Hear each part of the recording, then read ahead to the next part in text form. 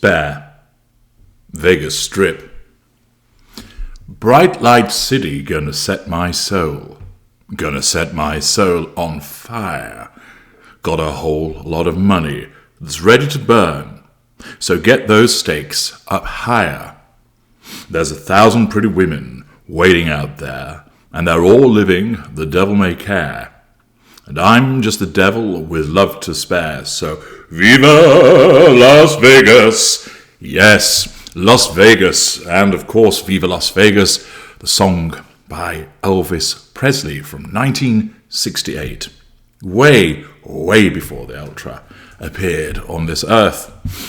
But entirely apt, of course, because we're headed to Vegas. But first of all, as we continue our analysis of Spare, we learn something of the plan. Apparently, his friends had come to him and reminded him of the plan. Apparently, they've talked about it before. And apparently, it was all about seizing the day. The exchange went, "You're going to war, staring death in the face." "Oh, right, thanks. You have a duty to live. Now, seize the day." Seize the carpe diem." Okay, what?" "Carpe diem, seize the day." So it's two ways of saying the same thing." Yes, good old brain of Britain exhibiting his cerebral matter once again. Anyway, apparently he had seen somebody take a hard fall playing polo. He'd seen his father take a hard fall playing polo. And therefore, suddenly he remembered, why is Pa snoring? And then realised, goodness me, he swallowed his tongue. And somebody saved his father's life. He witnessed a similar thing for somebody else, and he jumped off his horse, ran to the man, pulled out his tongue, and saved him. Ultimately, that taught him the lesson, apparently, of seize the day, which equated, in the world of Harry, to let's go to Vegas.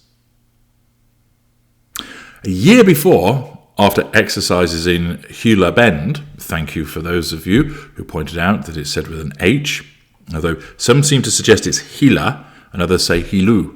So there we are. You can fight it out amongst yourselves in the comments section. Anyway, after a farewell weekend with Cressida, he flew to Nevada. They apparently went to the same hotel and all chipped in on the same suite. Apparently, it had 2 levels connected by a grand staircase of white marble. It also had a billiard table.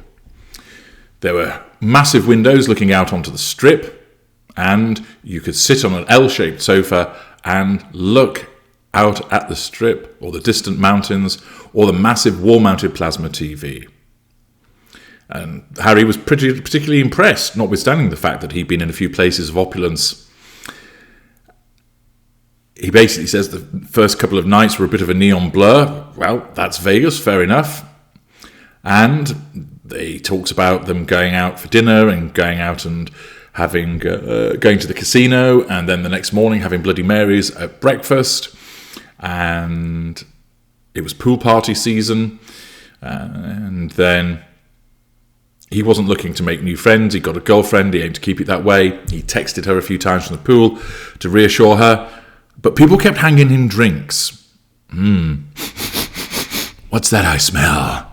It's the sweet smell of blame shifting. And apparently, he decided that he needed something to commemorate his trip, and decided that he would have a tattoo. On the shoulder? No. Lower back? No. On his foot. The sole of his foot, where the skin had once peeled away with his apparent trench foot. Then he thought, what would the tattoo be? And he decided Botswana.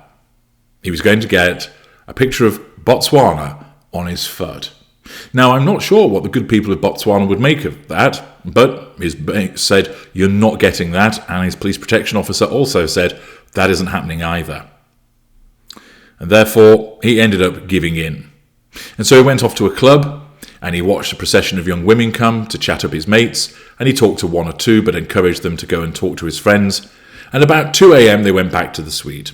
And his mates invited 4 or 5 women to come along, including 2 women who they met at the blackjack tables. and has decided to play pool. So did that, and playing 8-ball with his bodyguards. Then the blackjack girls got involved, but nobody was very good at pool. So then Harry decided to up the stakes, and it was going to be strip pool. However, 10 minutes later, he was the loser as he was reduced to his skivvies. And then he lost his skivvies. I think he's talking about his underpants, his Hondas. Anyway, he thought it was harmless until the next day he saw one of his friends looking at his phone, and he said, one of the blackjack girls photographed you and sold the pictures, and you're everywhere. His police protection officer said, this isn't good. Harry berated himself. How could he have let this happen? How could he have been so stupid? Why had he trusted other people? He'd counted on strangers having goodwill. Yeah, I mean, this is something that most people do. You suddenly decide, let's play strip poker with people that I don't know, that I've only just met hours earlier. Seems like a really good idea. Forgetting about the fact that, Harry, you complain about the press and the paps running after you all through your life. In fact, it is a repeated theme that we have in Spare. Now, admittedly, you're a bit dim and you've been on the source, but you'd have thought that your wariness, to put it mildly, your paranoia of the press and the paps run through you like the lettering in a stick of Blackpool rock, and that you would actually be a little bit more sensible. But then again, somebody who gets frostbite in his cock from apparently falling over pissed and dipping it into a snowman, well, then again, it's not a surprise that you got caught out, is it? He then, of course, he found that the papers was giving him a good skinning, and he thought about Cress, reading the stories and his superiors in the army, probably going to give him the heave-ho, and how his family would also look at him and think, my goodness me, what are you doing? So he flew back, and to his surprise, his dad was okay about things. He said, although he'd never been naked on a front page, although apparently it was untrue, that naked photos had been taken of Prince Charles by a German newspaper while he was holidaying in France. Don't ever recall that. Don't really want to know about it either, I have to say. And therefore, he sat down and had a chat with his dad about the strange existence that they had while watching the red squirrels frolic on the lawn outside. So there we are, a recounting of his strip in Las Vegas. And again, it just gets the barest of treatments.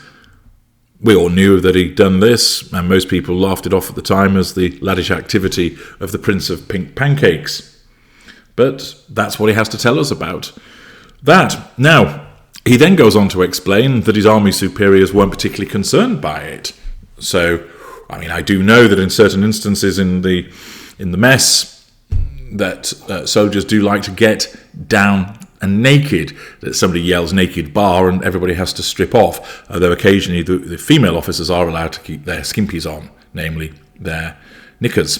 But everybody else regularly likes to get down and get naked, so perhaps that's why the army didn't have such an issue with him. Anyway, Cressida also was forgiving, thinking that he'd been a dummy and not a debaucher, and he apologised. And he was pleased the fact that his bodyguards hadn't been disciplined, primarily because he kept it a secret that they were there at the time. Now we're on to September 2012, and he's back out to war, and he arrives at Camp Bastion.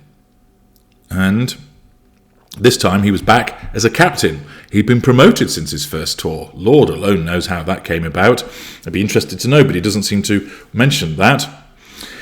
And he explained that he got a tour, and he was told where the latrines were, where he could get hot pizza, and he said it felt like a bit of a field trip on the eve of his 28th birthday. And then all of a sudden, sirens went off, and then it was explained that he was under attack. And he was going to run to the Apache, but was told that it was way too dangerous. And he double-checks his equipment, and his bodyguard who's there is saying, I knew this would happen. And apparently he was Scottish, and he sounded just like Sean Connery. Harry explained that he had his 9mm, but his SA-80A was locked up, and he needed to get to his Apache. He said he'd feel safe there. More explosions going on. American Cobras came thunking overhead, and the whole building shuddered. The Cobras fired, the Apaches fired, and he was itching to get into the cockpit. He's talking about the helicopter not scratching his nether regions, again, is often the case. Unfortunately, following this exchange, 2 American soldiers had been killed and 17 British and American soldiers had been injured. And apparently, Taliban fighters had got hold of some American uniforms, cut a hole in the fence and slipped in. And apparently, they were looking for Harry. And the Taliban issued a statement saying that Prince Harry was the target. And they timed it, apparently, to coincide with his birthday.